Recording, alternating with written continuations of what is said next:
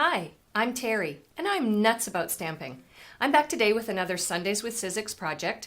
It's this really cute Christmas card.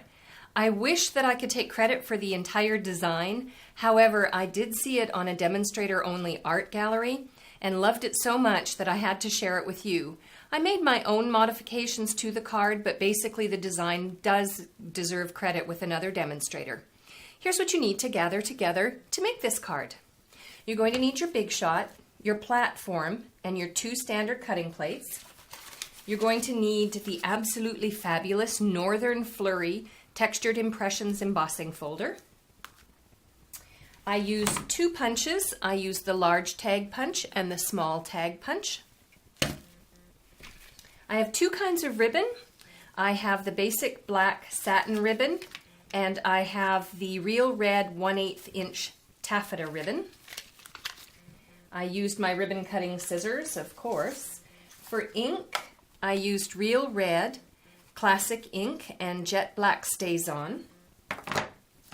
I used my Stampin' Dimensionals, and I used the basic rhinestone jewels. For cardstock, I used Whisper White and Basic Black, and that's it. And then for the stamp sets, I used Tags Till Christmas, and I used this Santa Claus image here.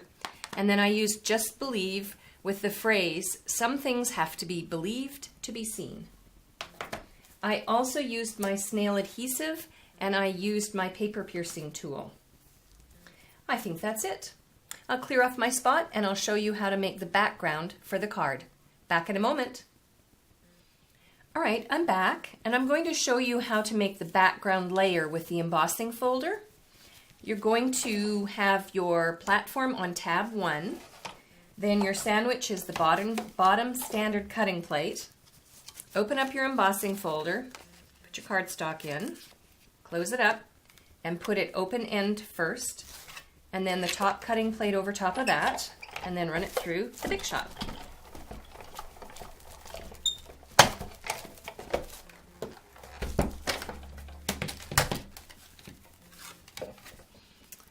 And there is the embossed image there. So what I did was I used that as the top layer of my card. So I have a Whisper White card base, then I did a layer of basic black, and then I'm going to put this layer on top. But before I did that, I doubled up my ribbon. Let me show you. Where's my ribbon?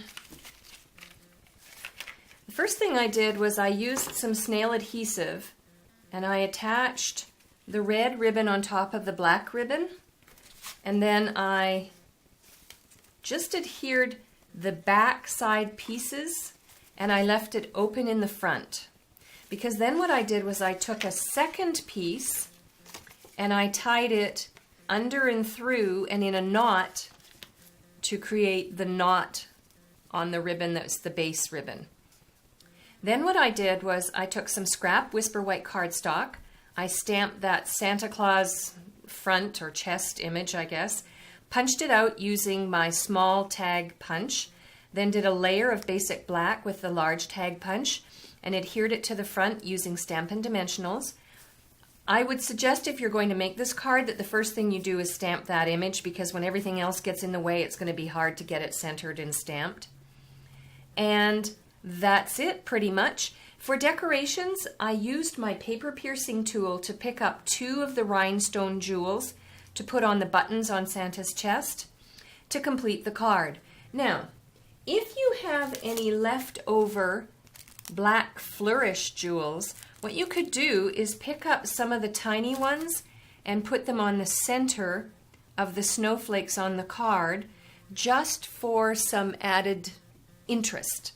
And it uses up some leftover product. For a complete listing of the supplies I used and the measurements, please visit my blog, www.nutsaboutstamping.com. Don't forget to subscribe to my free exclusive customer newsletters, because I have 2 newsletters coming out this week that you won't want to miss. I'm Terry. I'm nuts about stamping. See you next time.